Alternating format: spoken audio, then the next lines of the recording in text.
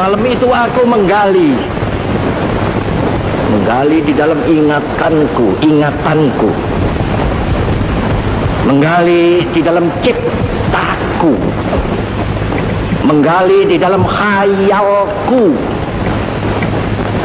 apa yang terpendam di dalam bumi Indonesia ini, agar supaya sebagai hasil dari penggalian itu dapat dipakainya sebagai dasar daripada negara Indonesia merdeka yang akan datang.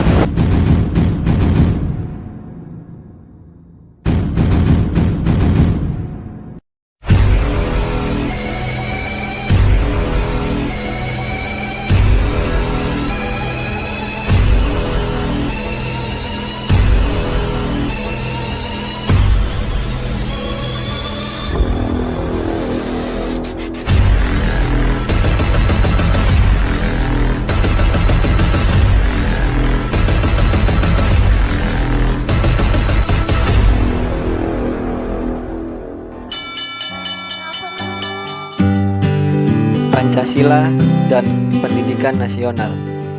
Pancasila merupakan dasar negara Republik Indonesia yang telah dirumuskan oleh para tokoh akademisi pada masa awal kemerdekaan untuk menata segala macam bidang kehidupan bangsa, termasuk mengatur tatanan pendidikan negara Indonesia.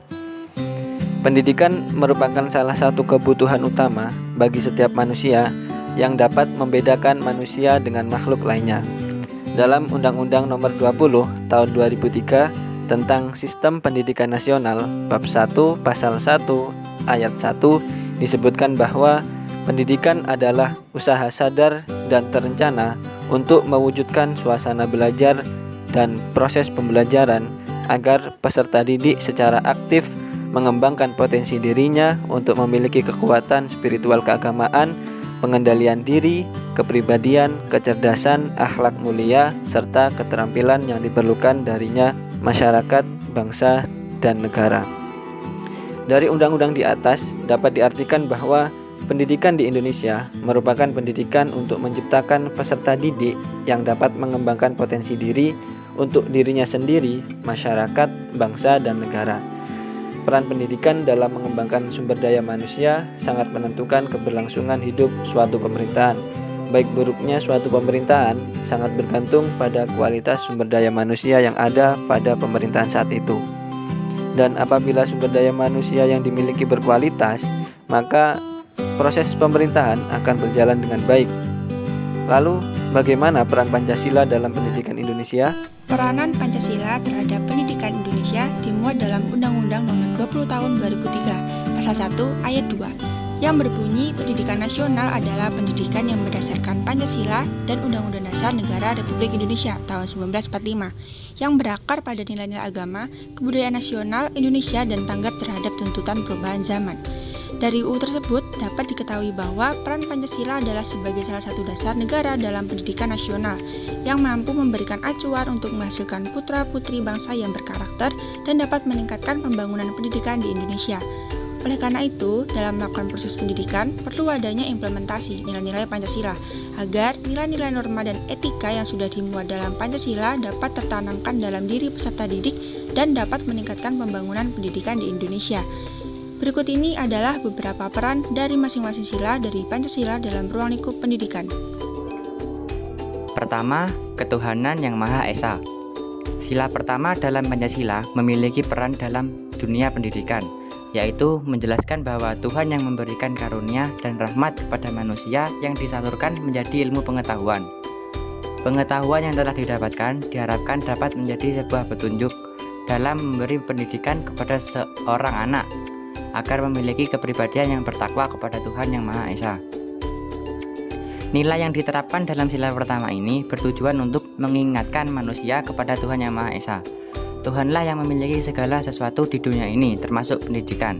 Sila pertama ini juga dapat mendidik bangsa Indonesia agar lebih taat dan patuh kepada Tuhan yang Maha Esa.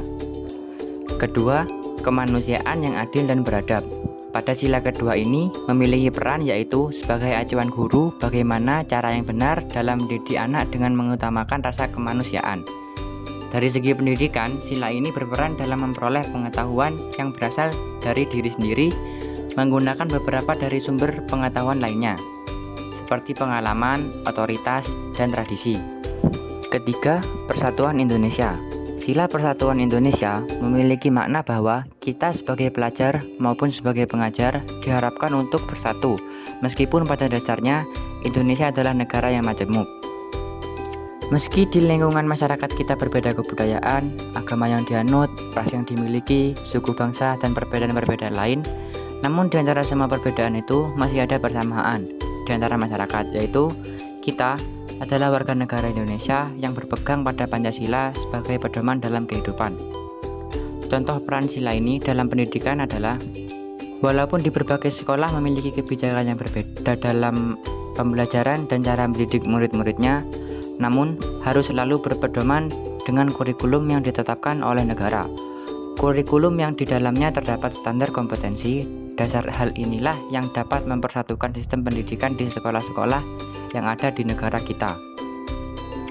Keempat, kerakyatan yang dipimpin oleh hikmat kebijaksanaan dalam permusyawaratan perwakilan. Pada sila keempat ini, kita diajarkan untuk melakukan demokrasi, terlebih dalam melakukan musyawarah, agar dapat menerima pendapat orang lain dan menjadi kesepakatan umum. Dalam bidang pendidikan, sila ini dapat menjadi pedoman untuk mengambil keputusan.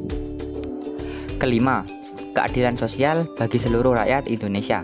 Pada sila kelima, mengajarkan bahwa seorang pemimpin harus berlaku adil untuk seluruh anggotanya. Di dalam bidang pendidikan, sila kelima ini berperan dalam pengajaran. Contohnya, guru tidak boleh membeda-bedakan murid. Seorang guru haruslah bersikap adil kepada seluruh muridnya. Kebijakan Pancasila dalam bidang pendidikan. Pancasila sebagai dasar pendidikan Indonesia memiliki kebijakan sebagai berikut. 1. Standar dan kurikulum pendidikan harus berlandaskan Pancasila. Standar dan kurikulum pendidikan harus berlandaskan Pancasila agar memiliki tujuan yang selaras dengan pendidikan nasional Indonesia. Standar dan kurikulum tersebut harus berisi tinjauan dari semua hal yang nanti akan dipelajari untuk mencerdaskan kehidupan bangsa. 2. Sistem pendidikan diletakkan di atas fondasi kebinekaan. Sistem pendidikan diletakkan di atas fondasi kebinekaan atau biasa disebut dengan pendidikan yang multikulturalis. Multikultural atau keberagaman budaya yang dilihat dari segi gender, umur, pendidikan, status sosial, agama dan kepercayaan, ras atau suku, serta etnis. Dengan fondasi kebinekaan dan Pancasila, proses belajar mengajar akan berisi karakter kejujuran, kebersamaan, toleransi kesopanan, dan peduli kepada orang lain.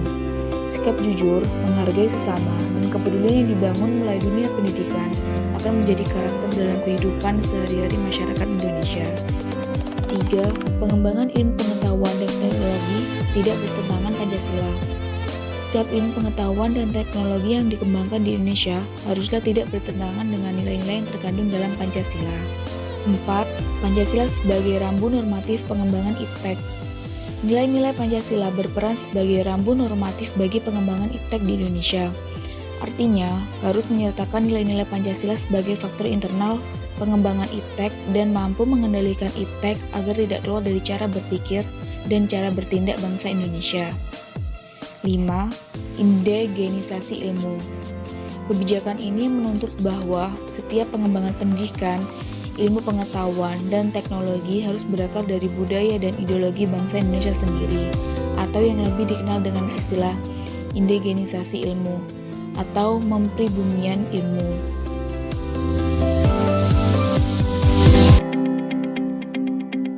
Kesimpulannya, Pancasila berperan penting dalam menyikapi perkembangan zaman karena nilai-nilai dasar Pancasila dapat dikembangkan dengan kehidupan di Indonesia. Pancasila adalah sebuah ideologi negara yang pada dasarnya mampu menyampaikan orientasi, wawasan, dan pedoman normatif dalam seluruh bidang sebuah negara. Oleh karena itu, dalam melakukan proses pendidikan, perlu adanya implementasi nilai-nilai Pancasila agar nilai-nilai norma dan etika yang sudah dimuat dalam Pancasila dapat tertanamkan dalam diri setiap peserta didik dan dapat meningkatkan pembangunan pendidikan di Indonesia. And finally, this is our presentation. Terima kasih untuk perhatiannya. Wassalamualaikum warahmatullahi wabarakatuh.